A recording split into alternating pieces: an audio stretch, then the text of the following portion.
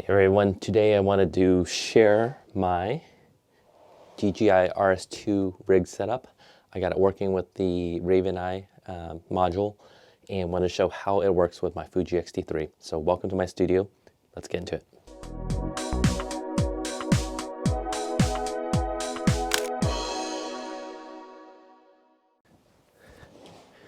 Hey, welcome back. So first off, I set up this shot because my workspace studio up here is incredibly small, so there's not enough room to kind of get everything going. I am using my cinema setup, so I don't have autofocus on, so this is a manual focus lens. I have everything focusing on this area here. You really don't want to be seeing me. You want to see this being put together, and so let's get into it. Today we are going to take my Fuji Xt3. I did not upgrade to the Fuji Xt4. I ended up getting a second used one because I'm using both two Xt3s for my A cam and B cam. So let's talk about the camera a little bit. The side door is removed because I'm attaching quite a bit of stuff on it. I am using these Peak Design straps. They are used when I'm using handheld work, when I do need a little bit of a strap on. The lens, my preferred lens of choice when I'm doing gimbal work is my Fuji 16mm f1.4. This has a fast lens. I like the weight of this. And what's unique and cool with the f1.4 and in the 16mm is that the 56mm f1.2 both are roughly the same size and weight. And so what's good about them is I can swap the lenses back and forth without rebalancing the gimbal terribly. It's not perfect, but it's close enough that I can keep these two in my kit. So when I need wide shots, and then when I need telephoto zoomed in shots. Both of them have KNF ND filters on, because now that I'm doing more video work, I am using ND filters. It's on the cheaper side, but it's good enough for me. I'm not pixel peeping, so not a big deal. And that's the extent. I like the Fuji Xt3 because it has USB power, and so I can power it with just a USB-C. And all around, it's a great camera for, you can get it, I got mine for $850. So they're going for a really, really good deal. Get this body, spend money on the lenses, and you'll be happy with that choice. So let's get this one. What I haven't seen online very much are videos on how to get it to work with the DJI. This is the RSC2, so the second edition, and it's got a few things. So let's do a complete build so you can get a sense of what it looks like. What's unique with the RSC2 is it has this hinge design, so this part folds down. Unlike the RS2, I believe, this is the compact version, and because I'm using Fuji mirrorless, it's light enough. You can fold it down and it packs away pretty cool, but also just it allows you to create different unique angles using this design. I haven't taken advantage of it very much, just use it in traditional gimbal mode. So tighten that down. It comes with a tripod handle that you can screw to the bottom. I will be getting a quick release version of this. I can remove this a little bit quicker, and you'll see why, because later on I want to be able to mount this onto a bigger tripod. But I just attached the tripod handle here, and so here's the gimbal just sitting right there. I got the rails attached here for a motorized follow focus. For this video, we're not using it at all, so it's not relevant, but it's just sitting here. And I didn't want to take it out because it's currently balanced for that current weight. I think the key takeaway with using gimbals in general is anything you do and touch to this thing needs to be balanced, and so you got to keep the weights constant and the same. So let's mount the Fuji Xt3. At the bottom is a quick release plate that came with the gimbal. I am using a holdfast quarter 20, I don't know, like screw, but it has this little hook at the bottom. I'm not sure if you can see it, but this little hook allows me to use my other set of belts, if you will. Like I wear it on just like suspenders, and there's little hooks that will allow me to just carry it, kind of almost if I'm doing wedding photography, which I don't do, but that's an option. So I do have that there. It attaches here, and it slides across. It slides completely, and make sure it's seated properly every single time, and then you lock it down right here. And this is basically, it's an Arca Swiss style mounting point here. And what's cool is under here is also a Manfrotto. This camera right here is a Manfrotto, so our tripod is a Manfrotto. Okay, so there we have that. Everything's locked right now, so let's start building this system together. The key component is this RavenEye, I believe it's a wireless video transmitter, and you can use it with or without the gimbal, which is kind of cool.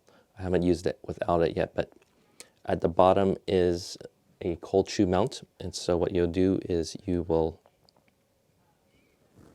just slide it into this cold shoe mount that's underneath the gimbal, and that's it. That's the general part. Okay, so the RavenEye is now mounted under here.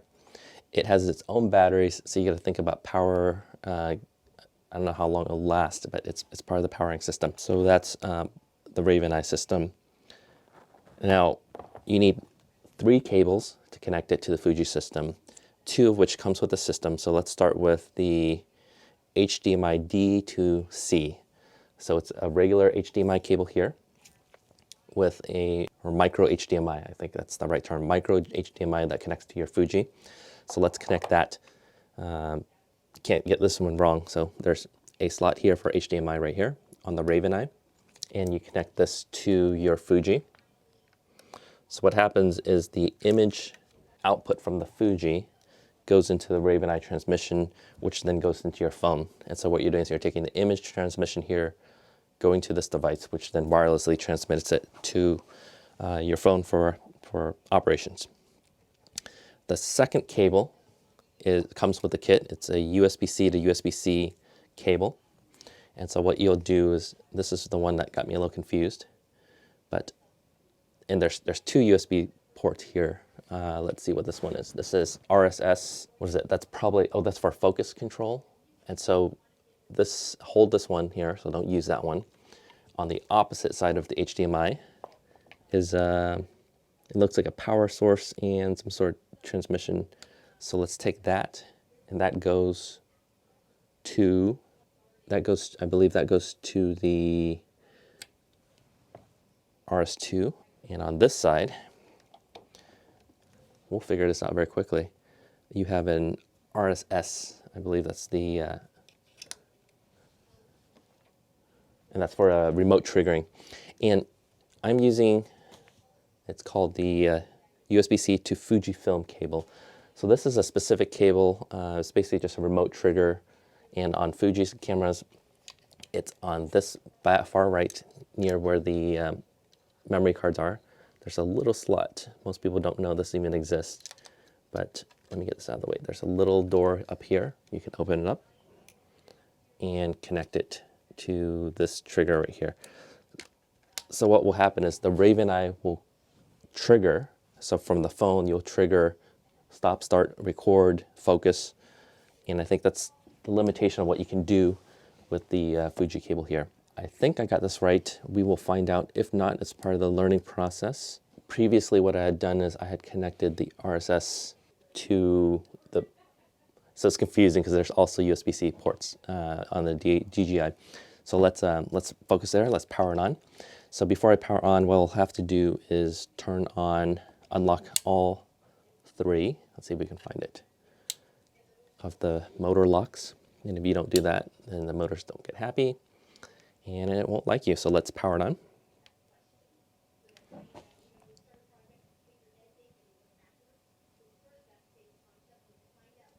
Okay, so the gimbal is now connected and functioning as expected.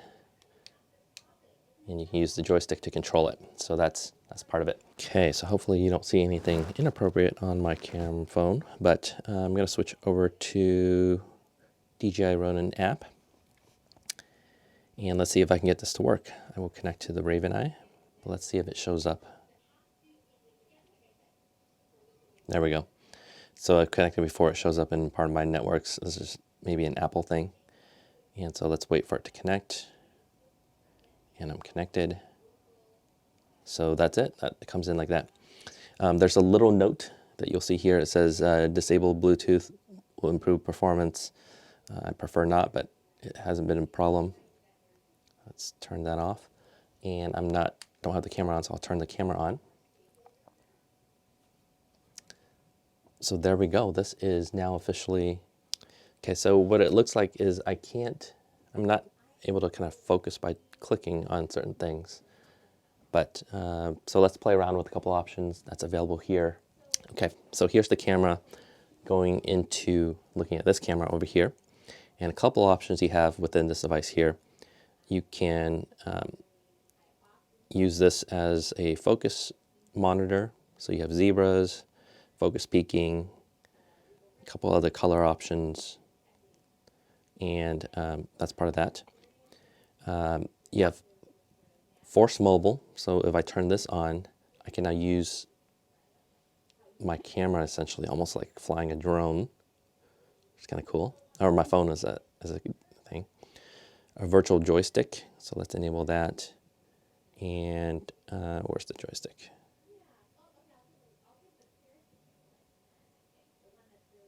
Oh, there's the joystick. And I'm terrible at this. So let's recenter.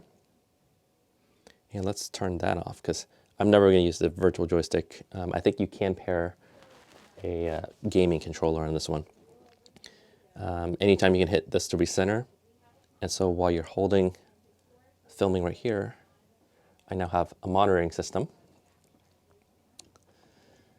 But what's interesting is let's hit this over here. I'm going to move over here. So now I'm in frame and I'm going to turn on active track on myself and I'm going to hit record so we can double record and kind of stitch all this together.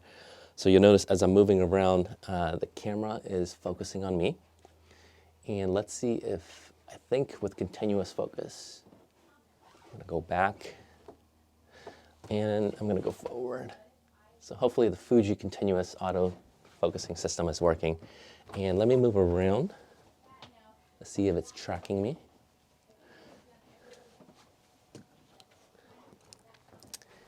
And there's the track. So let's see if I can, it's all hit stop on the record. And if I did that right, the recording should be going to that right there. And recenter everything. So that's the general gist. This is why I got the RavenEye, because earlier you mentioned, I said, what I'm doing with this quick release tripod here is I'm gonna get a quick release so I can put this onto my Swiss tripod, carry this along with the tripod, and set up shop. And it becomes my personal, especially if I'm filming with myself, it becomes just my cameraman or my camera person that's filming me. So cool setup. That's my personal use case. Not shown here is the audio setup because I'm using the Wireless Go, and the Wireless Go is going to be just my audio solution for doing that work. I've gotten it to work. It was a little confusing. I think the manuals are confusing. I think a lot of people are trying to use the USB-C cable to the Fuji camera, which I think gives you additional options like probably focusing and control, ISO and other stuff. I haven't gotten it to work. I found that the Fuji RSS cable that goes to the triggering cable works 100% of the time. So I prefer to lose some functionality for 100% additional. Let's end the camera video with a few additional accessories that this came with the kit. So it's a NATO clamp over here.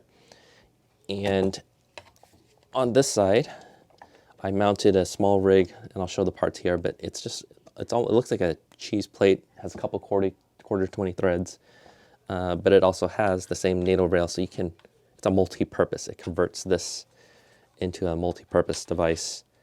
I don't think I'm going to be using this very much because for my use case, I am not doing the camera work. I'm going to have the phone with me wherever I am, but that's an option.